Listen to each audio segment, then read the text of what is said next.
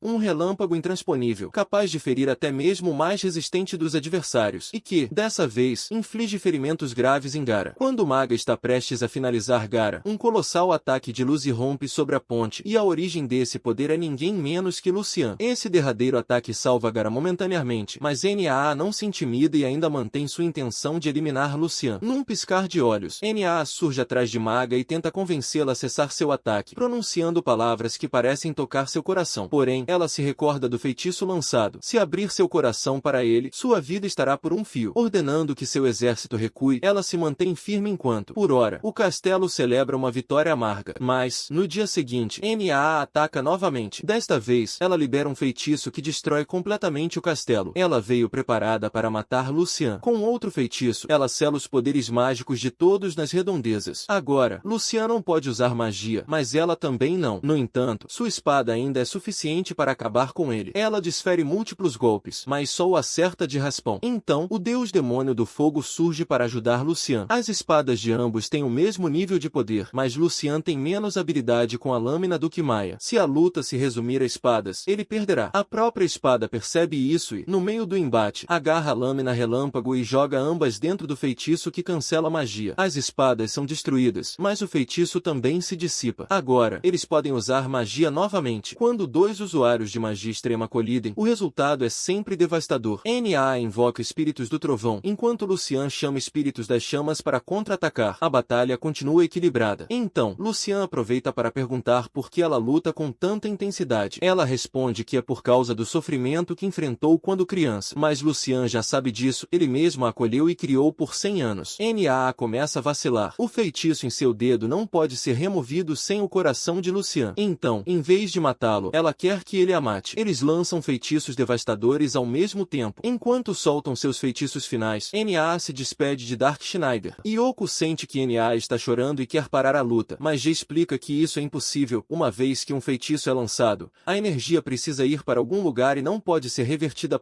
Dark Schneider ouve uma voz. Ao se virar, vê Lucian perguntando se ele não percebe que Na está sofrendo uma dor pior que a morte. Ele olha para Na e vê que ela foi amaldiçoada. Dark Schneider percebe que Abigail fez isso. Uma imensa explosão de luz acontece e, quando se dissipa, G percebe que o feitiço desapareceu. Dark Schneider usou magia de transferência e enviou o feitiço para outro lugar. Então, ele se coloca diante de Na e diz que irá libertá-la de sua maldição.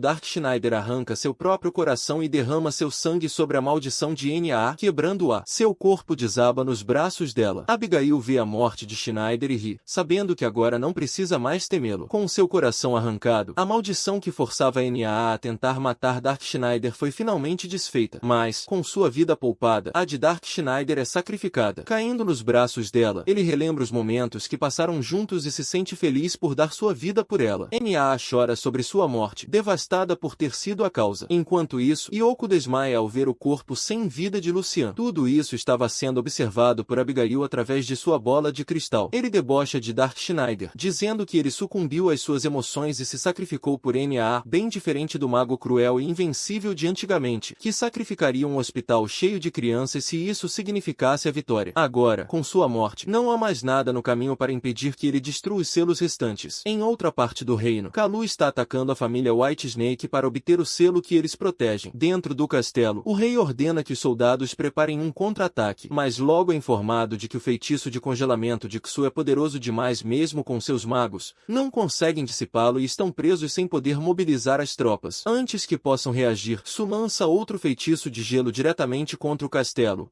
matando instantaneamente o rei e seu braço direito. Ainda assim, esse foi um dos destinos menos horríveis. No reino da Dama de Ferro, os mortos-vivos estão se levantando e marchando contra os vivos. Com a queda dos dois reinos, os inimigos conseguiram a maioria dos selos necessários para despertar Anthrax. O único que resta está em Metallicana. Em Metallicana, a notícia das quedas de White Snake e Iron Maiden chega. Mania sabe que não vai demorar para que Kalu e Abigail venham atrás do último selo. Yoko se aproxima do corpo sem vida de Dark Schneider e pergunta por que ele teve que se matar, lembrando que ele ainda lhe devia 500 ienes. Como despedida final, ela o beija nos lábios e vai embora, aceitando que nunca mais o verá, nem seu dinheiro. Porém, mais tarde, o corpo de Dark Schneider começa a se transformar, revertendo-se para Lucian. Enquanto isso, Abigail celebra sua vitória iminente, monologando sobre como será glorioso quando ele concluir seu plano de reviver Antrus Sax. Mas Xu começa a se preocupar. Quanto mais tempo passa, mais Antrus Sax cresce e se torna uma presença ameaçadora. Ele se pergunta se algo tão poderoso pode realmente ser controlado. Abigail tenta acalmá-lo, garantindo que, embora Antrus Sax tenha um poder mágico inimaginável, ele nunca passou do ensino fundamental. Então, manipulá-lo será fácil, enganando uma criança pequena para que entre em uma van branca sem identificação. De volta ao castelo, o rei teme que já não haja mais nada a ser feito. Por isso, ele confia a Sheila que Aidil e KSU provavelmente conseguirão desfazer os selos de Antrus Sax. E, uma vez que isso aconteça, a raça humana será mergulhada na escuridão e acabará desaparecendo. Ele não pode permitir que isso ocorra, então acredita que chegou o momento de revelar a Sheila o segredo dos selos de Antrus Sax. De uma torre, G observa o exército de mortos-vivos de Abigail que se aproxima, mas confia que ele e seu próprio exército conseguirão lidar com um bando de cadáveres ambulantes. Ainda que a situação se agrave, ele já se despede. Foi bom enquanto durou. Seu ninja pergunta se é possível convencer Na a ajudar na batalha, mas a resposta parece impossível. Afinal, ela acabou de assistir seu pai adotivo, que, em um certo momento, também foi seu amante, tirar a própria vida arrancando seu próprio coração. Ela ficará presa em terapia por, no mínimo, 6 meses. Apesar do trauma, ela decide que irá se juntar à luta para defender aquilo que Dark Schneider sempre desejou proteger. Enquanto isso, a Bill e CSU analisam os selos que possuem, os quais permitirão restaurar o metabolismo e as funções motoras de Antrus Sax. Falta apenas o selo final, o que restaurará a função do córtex cerebral, e eles estão muito próximos de conquistá-lo. O exército de mortos-vivos se aproxima do reino, enquanto NAA e Gar observam de uma montanha próxima. G quer atacar, mas NAA aponta que, no momento, eles não têm condições de causar um dano significativo. O melhor a fazer é aguardar dentro do castelo. O rei então informa a Sheila que os selos não são objetos físicos, mas sim entidades espirituais que habitam objetos. Para proteger o selo, ele foi escondido dentro de algo muito próximo dela. Abigail, por sua vez, já começou a despertar os selos de Antrus Sax que possui e, ao mesmo tempo, Lucian começa a se transformar de volta em Dark Schneider. Seus olhos se abrem e emitem um brilho intenso. O pai de Yoko olha para o sul e avista uma tempestade de relâmpagos, sinalizando que mais selos de Antrus Sax foram quebrados. Do outro lado, ele vê a luz radiante emanando do despertar de Dark Schneider, sem acreditar no que está acontecendo. As pessoas se reúnem em torno de Dark Schneider enquanto seu corpo se regenera e um novo coração começa a se formar para substituir o que ele perdeu, embora ele ainda não comece a bater. Ele não reviverá até que isso aconteça. Yoko sobe sobre ele e começa a gritar, exigindo que ele retorne à vida imediatamente, ameaçando matá-lo se não o fizer. A ameaça surtirá efeito e Dark Schneider ressurge mais forte do que nunca. Ele a segura em seus braços e, ao ver as lágrimas em seu rosto, provoca-a pedindo um beijo. Mesmo que ela já tenha beijado seu corpo inerte momentos antes, não está no clima para essas brincadeiras. Enquanto isso, Gar e Nadia enfrentam sérias dificuldades com o exército de mortos-vivos. O guerreiro principal está sendo fortalecido pela energia demoníaca liberada por Antrus Sax, e nessas condições, não há chance de vencer a batalha,